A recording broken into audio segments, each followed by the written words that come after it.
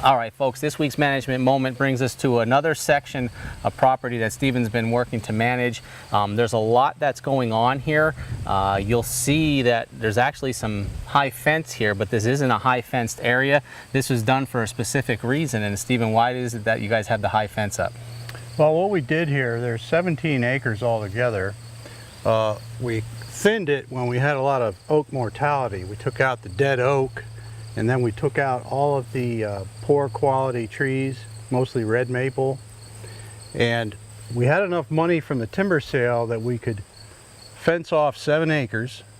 There's 10 acres over here that weren't fenced. And if you just look behind me, you can see which side was fenced.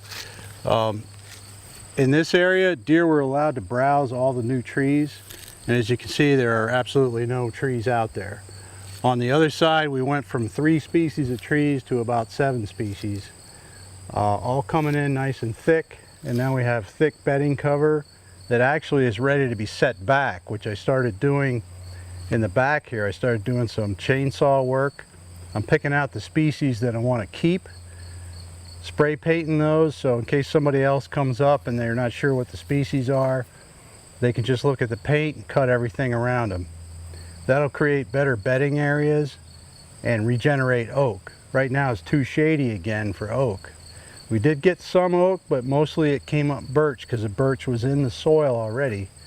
There's a lot of seed in the soil, in the seed bank, and when you open it up to sunlight, you never know what you're going to get. Right. A lot of times you get something you didn't even know was there. Exactly. There were no birch trees out here, but the seed was there from many, many years ago. So a lot of the seed was brought in by birds.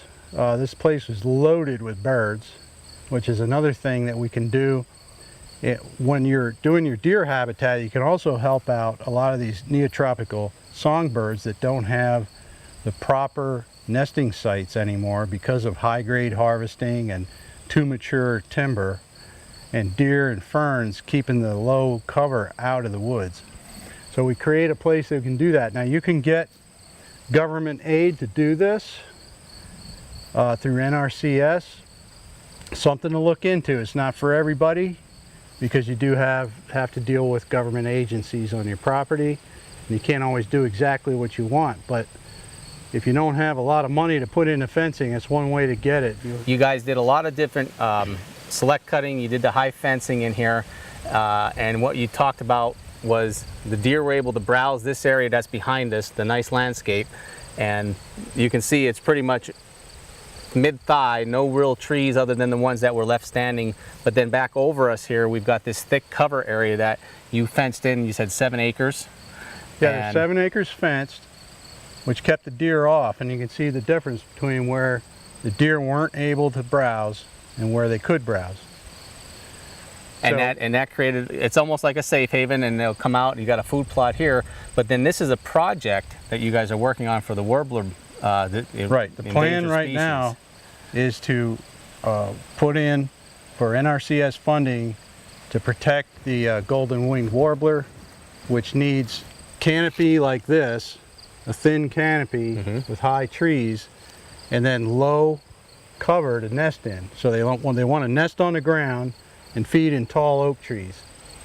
So we have tall oak trees, but now we need some stem count on the ground. So they will provide through NRCS funding, WIP funding, we'll have another fence that goes around this other 10 acres eventually, and we'll spray that fern because the fern won't let anything else grow, and we'll be able to get trees to come back again.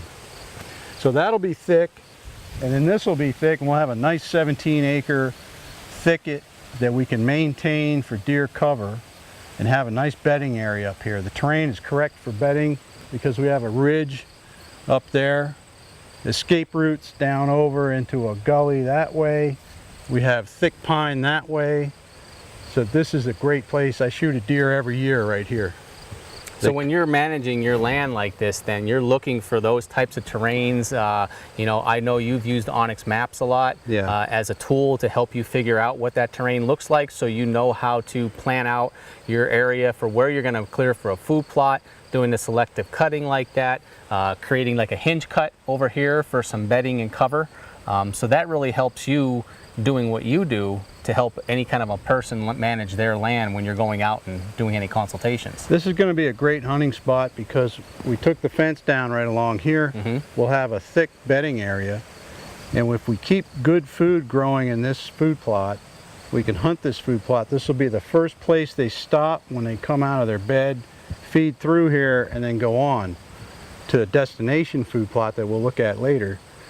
But they won't probably stay here until dark. They'll keep moving, and then you can get down out of your tree stand and take off. You're not spooking deer out of your food. Exactly. That's what's great about micro food plots. This thing is about 0.2 acres.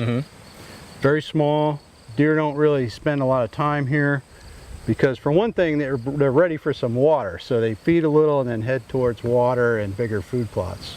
Yeah. Okay, well, we're going to go check out that destination food plot and show you what's going on there and what still has to be done for the winter preparation.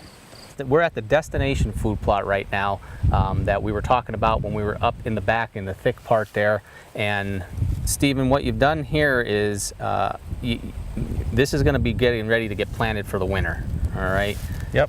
So we've got some area. You sprayed a lot of it. You've got some kind of like a mulch laying down here right now. Yeah, this area was a failed spring planting that was the same mix as the other day when we were up at the Penn State Ag Research Center.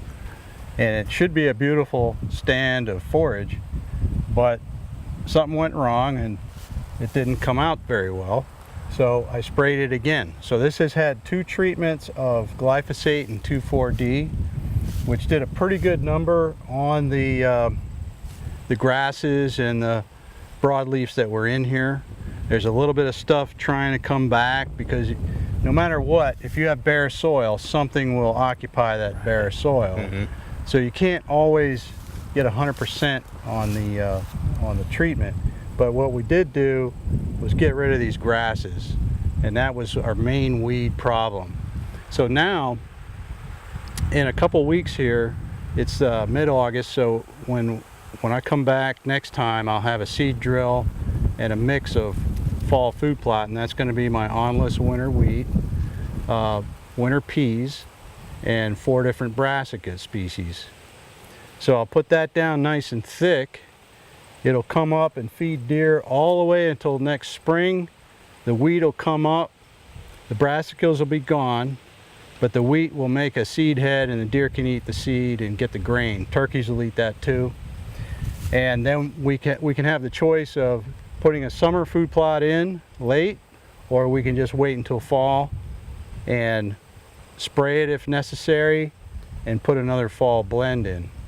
Now this is a bigger area. I can get 1.5 acres here and 1.5 acres on the other side of these pine trees.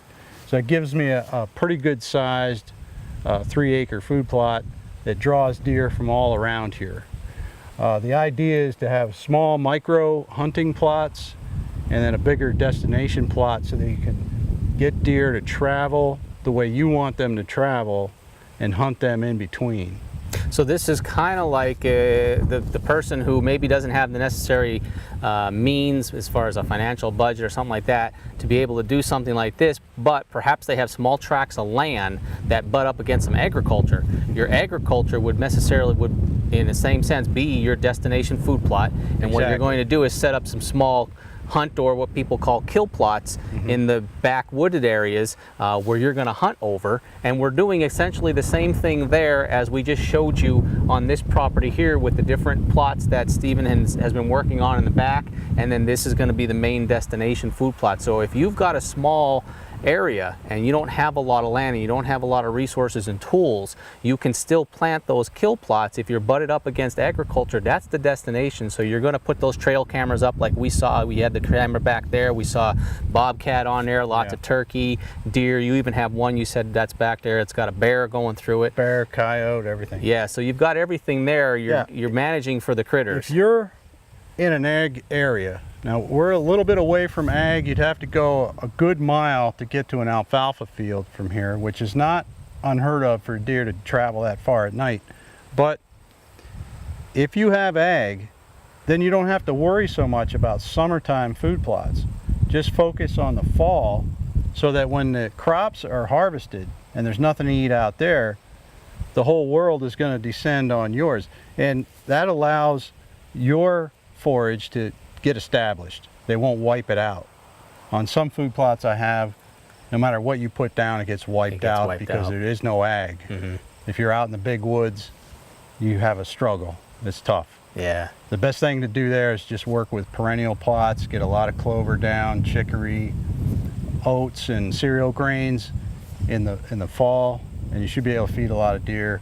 Don't be afraid to put it down real heavy. A lot of times I'll buy seed from a guy and they'll say put 50 pounds down. No, I want to put 150 pounds down because I know that the deer are going to be eating away at it. As it's coming up at that young growth. Yeah. What the ag rate is for the plant to get a nice big canopy and put a lot of fruit out.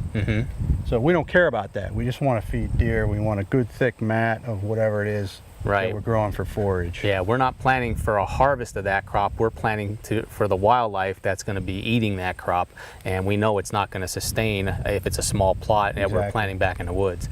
So, folks, that's what we're doing here with these management tips that we're allowing you to see what Stephen does and share that with you. And hopefully it helps you out in what your management practices are. Wherever it is that you hunt, there's always a way that you can manage for wildlife and manage for your deer herd. Check out Stephen Chilcote at Stephen Chilcote Land and Timber Consultants on his Facebook page. Check out his YouTube channel.